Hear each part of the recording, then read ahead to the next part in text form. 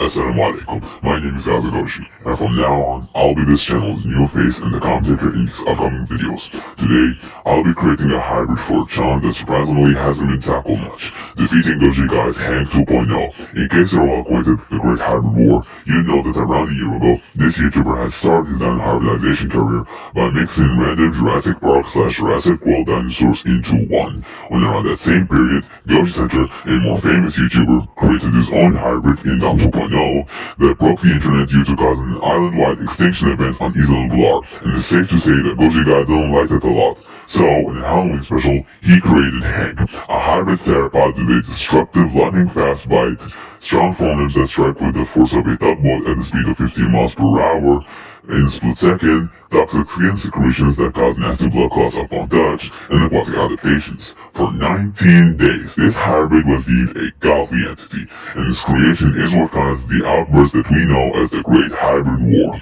But then, Goji Center demonstrated to us how real-life physics doesn't acknowledge Hank's invincibility.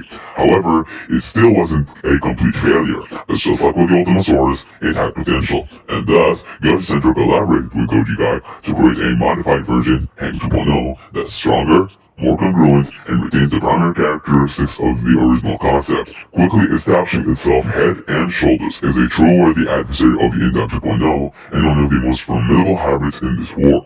One that, with the exception of a YouTuber named Bane, met little to no challengers, which is why I've decided to give it just that.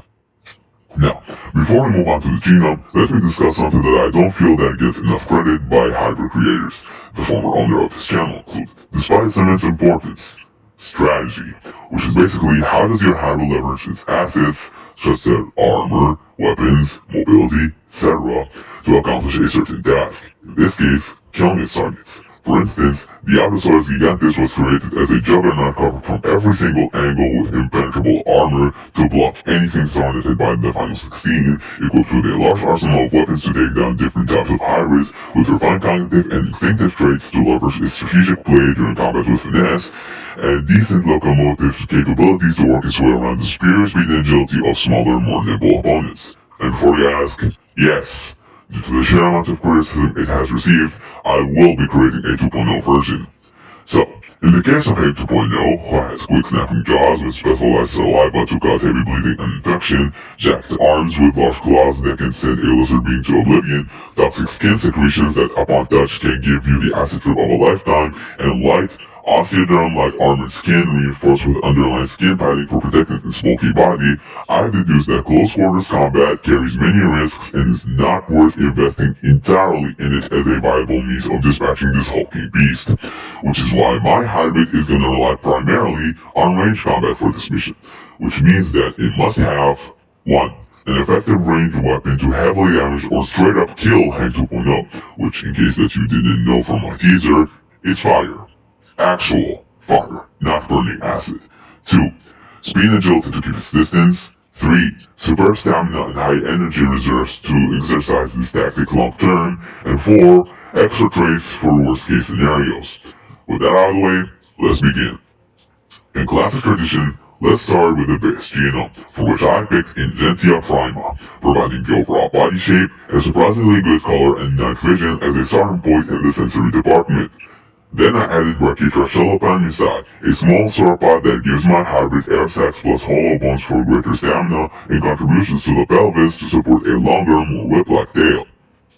Next up is the crocodile monitor, which adds augmentations to the brain for better cognition, binocular vision and Jacobson's organ for greater perception, its iron-coated razor-sharp teeth, powerful claws, and most importantly, it makes my hybrid tail prehensile and also flattened from the sides for better aquatic mobility while still retaining its whip-like properties.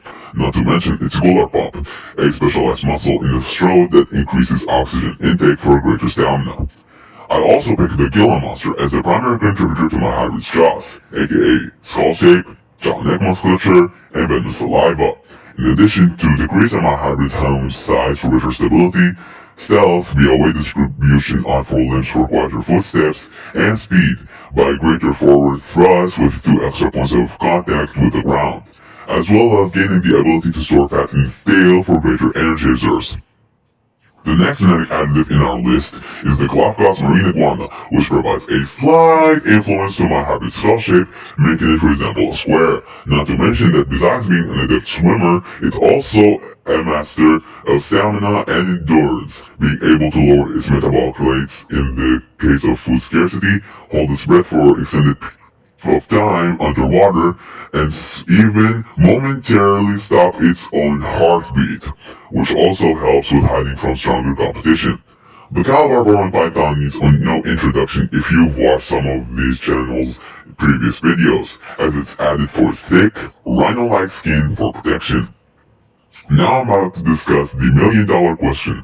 How can this animal use fire as a ranged attack? And the answer to this question consists of 4 parts.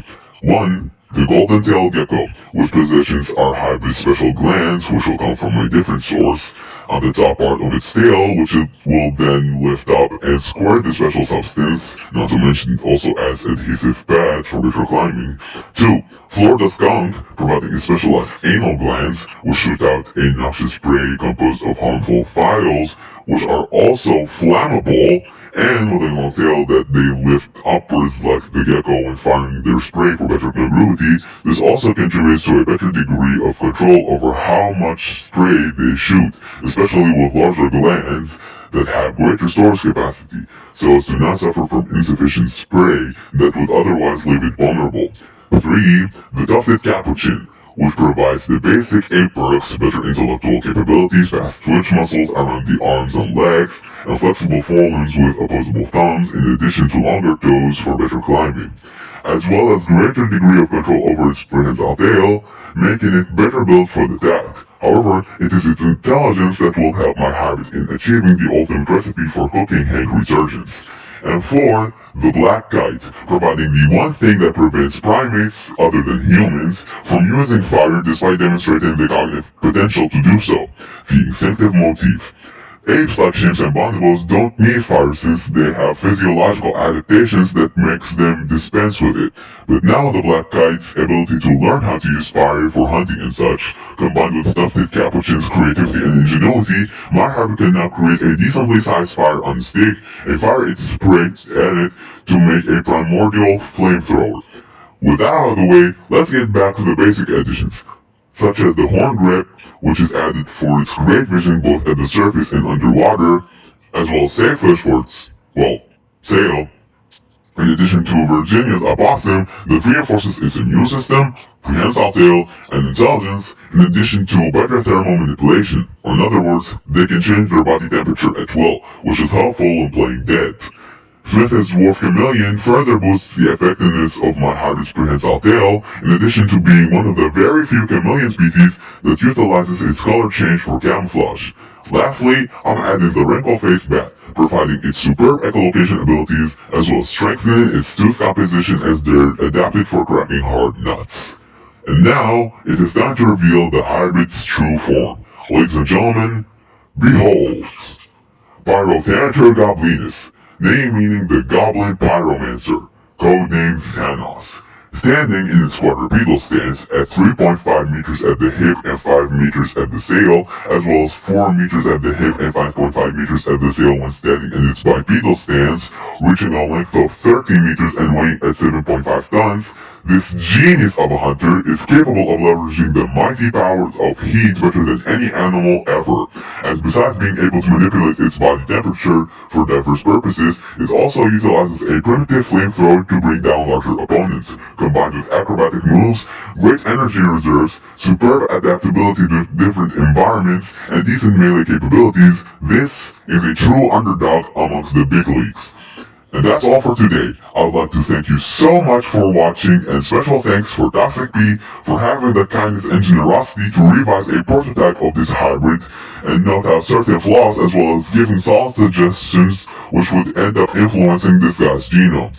And be sure to tune in next time when we take our reign to the skies. So until next time, goodbye.